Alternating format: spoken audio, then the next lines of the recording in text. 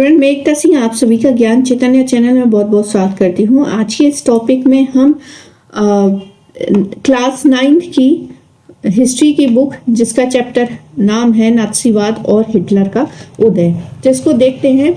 1945 के बसंत में हेलमुट नामक 21 वर्षीय जर्मन लड़का बिस्तर में लेटे लेटे कुछ सोच रहा था। तभी उसके माता पिता ने दबी सी आवाज में कुछ बातें कर रहे थे। अब ये बातें क्या कर रहे थे, तभी उसके माता पिता की दबी आवाज में कुछ सुनाई दे। हेलमुट कान लगाकर उनकी बातें सुनने की कोशिश कर रहा था। वे गंभीर रूप से किसी मुद्दे पर बहस कर रहे थे।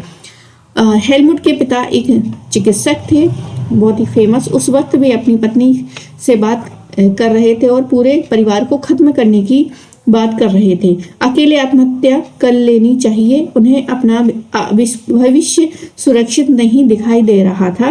वे घबरा कर भरे स्वर में कह रहे थे, अब मित्र राष्ट्र भी हमारे साथ वैसा ही बर्ताव करेंगे जैसा हमने अपाहिजों और यहूदियों के साथ किया था। अगले दिन वे हेलमुट को लेकर बाग में घूमने गए। यह आखिरी मौका था जब हेलमुट अपने पिता के साथ बाग में गया। दोनों ने बच्चों से बहुत ही खुश थे, पुरानी गीत गाए, खूब सारा वक्त खेलने कूदने में बिताया।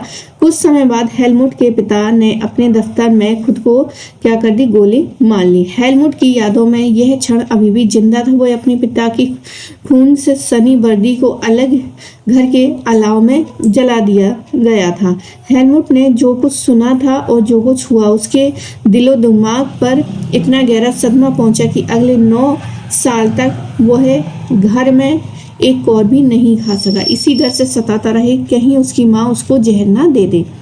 हेलमुट को शायद समझ में नहीं आ रहा था, लेकिन हकीकत यही थी कि उसके पिता क्या थे, नाज़ी थे। वे एडोल्फ हिटलर के कट्टर समर्थक थे। आप में से बहुत सारे बच्चे जो हैं हिटलर के बारे में जानते होंगे। आपको शायद पता होगा कि हिटलर जर्मनी को दुनिया का सबसे ताकतवर देश बनाने को कटिबद्ध था। वह पूरे देश को जीत लेना चाहता था। आपने ये भी सुना होगा कि उसने यहूदियों को मरवाया था। लेकिन नाज़ीवाद सिर्फ इन इक्का दुक्का घटनाओं का नाम नहीं है।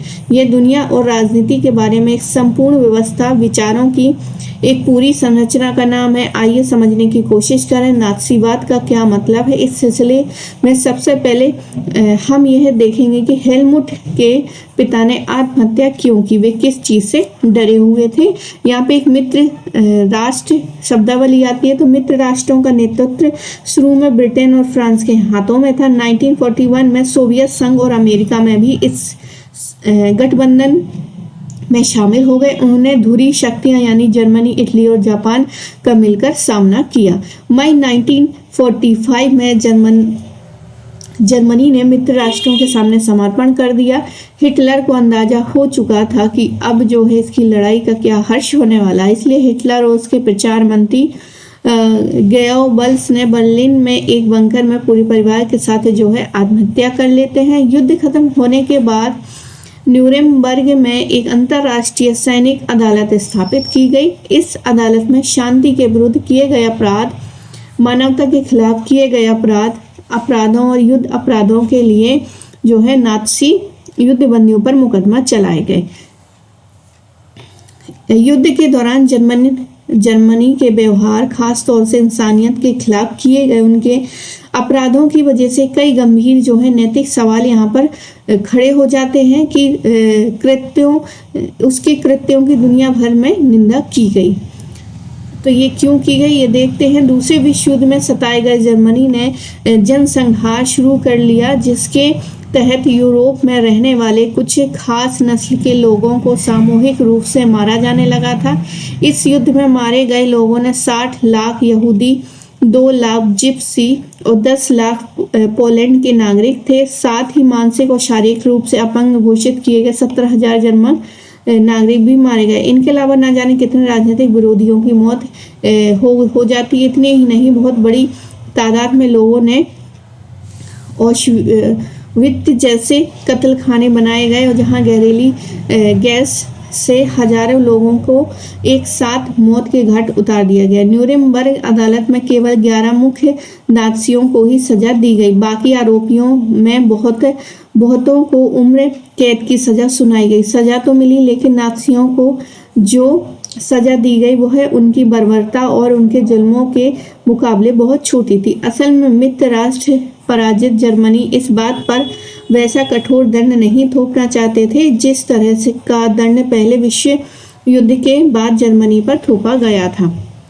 बहुत सारे लोग का मानना था कि पहले विश्व युद्ध के आखिर में जर्मनी के लोग किस तरह से अनुभव से गुजरे, उसने नाज़ी जर्मनी के उदय में योगदान दिया था। यह अनुभव क्या था, तो इसी का डिटेल जो है इस चैप्टर का ये इंट्रोडक्शन था, चैप्टर नंबर 3 का 9th क्लास की हिस्ट्री की बुक का। तो इसका जो चैप्टर है इसी के डिटेल में हम पढ़ेंगे यहाँ पर कि किस प्रकार से वाइमर गणराज्य का जन्म होता है जर्मनी में। उस समय जर्मनी की कंडीशन क्या थी, वहाँ पर क्या चीज़ें चल रही थी, ये सारी चीज़ें जो हैं वो हम इस अध्याय में हम देखेंगे। तो आई होप आपको ये वीडियो पसंद आया होगा। पसंद आया तो प्लीज़ लाइक करें, शेयर करें, सब्सक्राइब करें। मिलते हैं एक और वीडियो के साथ। पूरा वीडियो देखने के लिए आप सभी का बहुत बहुत धन्यवाद।